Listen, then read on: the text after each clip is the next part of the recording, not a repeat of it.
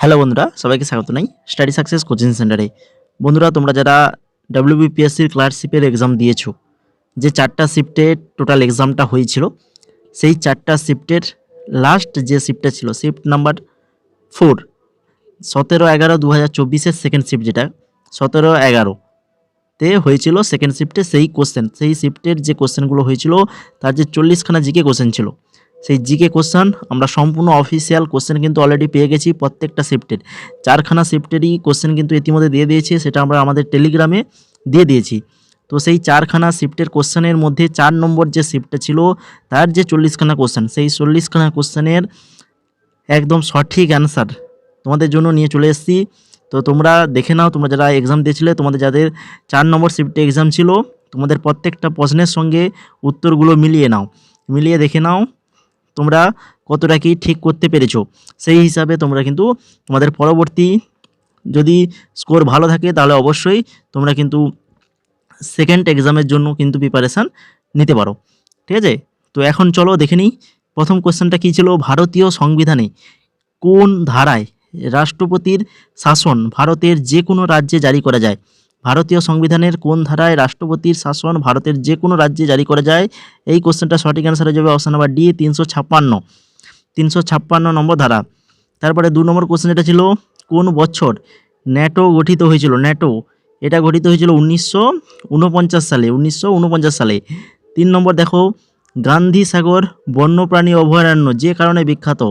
গান্ধী সাগর অভয়ারণ্য যেটা হচ্ছে এখানে চিতা সংরক্ষণ তথা পুনঃপ্রবর্তন প্রকল্প। অপশান নাম্বার এ সঠিক অ্যান্সার।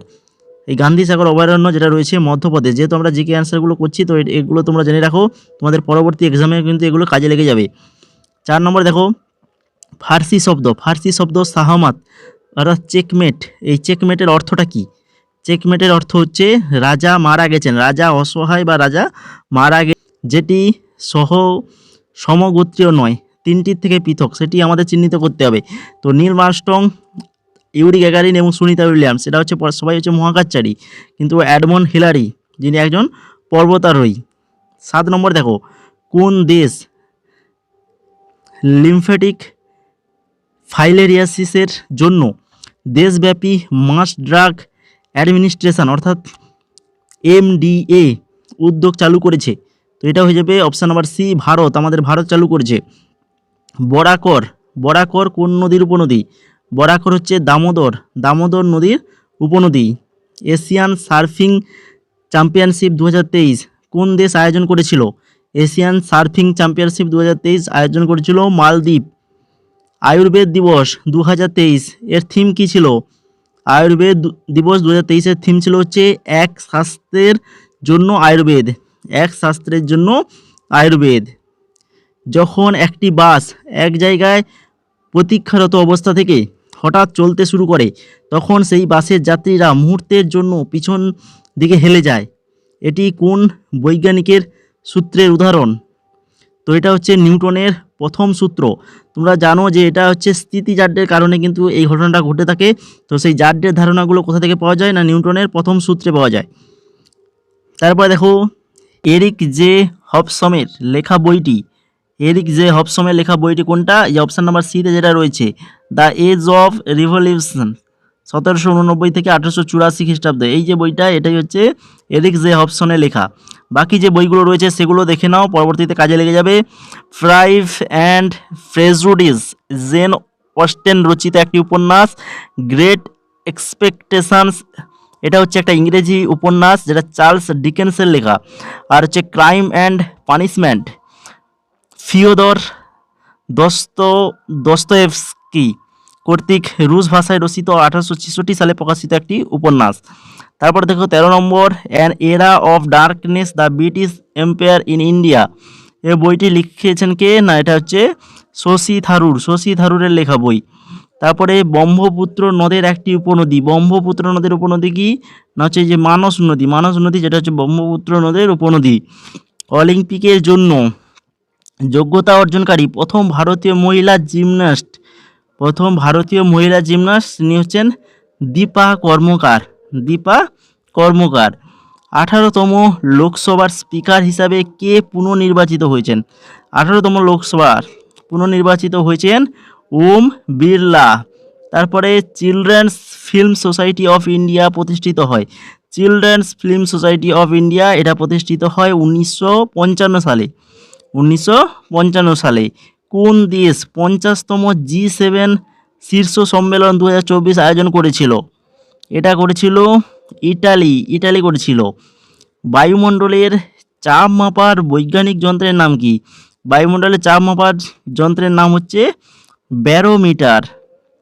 নিম্নলিখিত ধাতুগুলির মধ্যে কোনটির ব্যবহার হরপ্পাবাসীরা জানতেন না? হরপ্পাবাসীর লোকেরা কিন্তু লোহার ব্যবহার জানতেন না। তারপরে কোন দেশকে ফিফার প্রতিষ্ঠাতা সদস্য হিসাবে বিবেচনা করা হয়? ফিফার প্রতিষ্ঠাতা সদস্য হিসাবে বিবেচনা করা হয় ফ্রান্সকে। ভানসদা জাতীয় উদ্যান কোথায় অবস্থিত? ভানসদা জাতীয় উদ্যান এটা হচ্ছে গুজরাটে অবস্থিত। নাসা লুসি মহাকাশযান চালু করেছে কোন মহাকাশীয় বস্তু পর্যবেক্ষণ করতে? নাসা করেছিল গ্রহাণু পর্যবেক্ষণের করতেই কিন্তু এই লুসি মহাকাশযান চালু করেছিল। তাইকোয়ান্দোর উৎপত্তির দেশ কোনটি? না, তাইকোয়ান্দোর উৎপত্তি হচ্ছে কোরিয়া বা দক্ষিণ কোরিয়া, যদি অপশন থাকে কোরিয়া হয়ে যাবে সঠিক অ্যান্সার।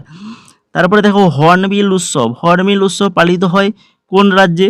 না, এটা হচ্ছে নাগাল্যান্ড রাজ্যে পালিত হয় হর্নবিল উৎসব। 2018 সালে মুক্তিপ্রাপ্ত হিন্দি ছবি প্যাডম্যান কার প্রকৃত জীবন কাহিনী দ্বারা অনুপ্রাণিত হয়েছিল? এটা না হচ্ছে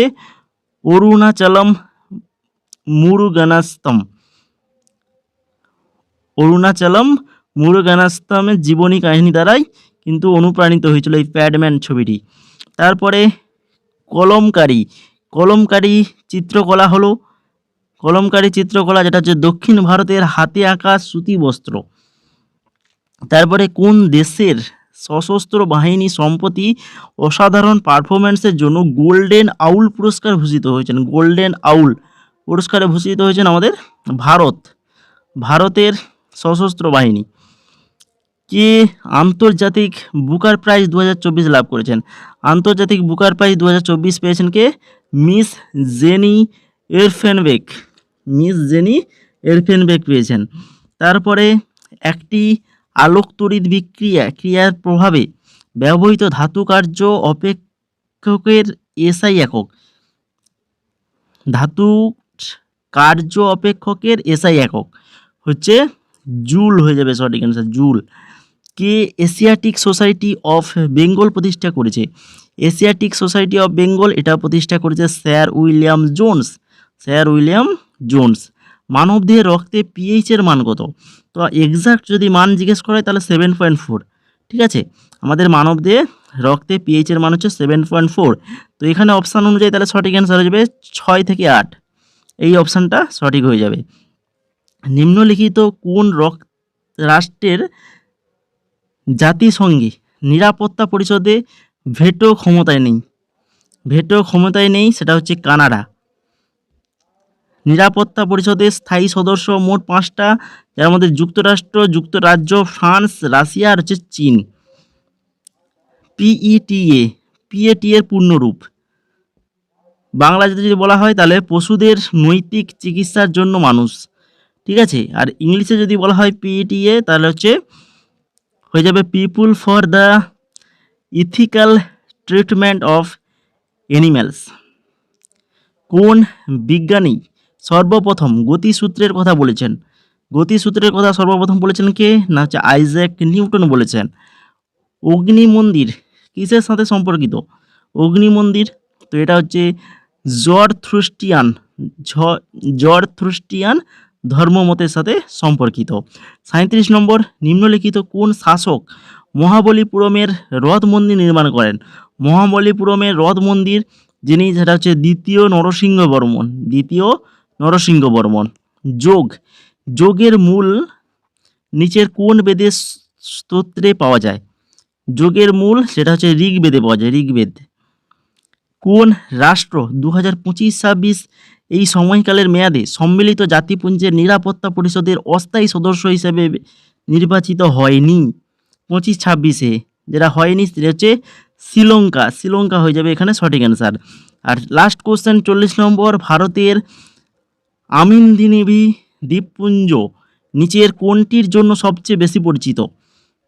আমিনদিবি দ্বীপপুঞ্জ যেটা হচ্ছে প্রবাল প্রাচীরের জন্য কিন্তু পরিচিত। তো এই মোট 40খানা কোশ্চেন তোমরা মিলিয়ে নাও, দেখে নাও তোমরা কতগুলো কোশ্চেন আনসারগুলো ঠিক করতে পেরেছো। ঠিক আছে, তোমরা যদি বলো পরবর্তী আরও যদি তোমাদের কোনো ডিমান্ড থাকে অন্য কোনো শিফটের, তাহলে অবশ্যই বলো, কমেন্ট করে জানাও, তাহলে আমরা আর বাকি শিফটগুলো আলোচনা করে দেবো। ঠিক আছে, আর এই কোশ্চেনের যদি পিডিএফটা তোমরা পেতে চাও তাহলে আমাদের টেলিগ্রামে চলে যাও, টেলিগ্রামে এখান থেকে পেয়ে যাবে। আর যদি ক্লাসটা ভালো লেগে থাকে তো অবশ্যই ক্লাসটা লাইক করে দাও, বন্ধুদের শেয়ার করে দাও, আর চ্যানেলে যদি নতুন হয়ে থাকো অবশ্যই চ্যানেলকে সাবস্ক্রাইব করে বেল আইকনে ক্লিক করে দাও।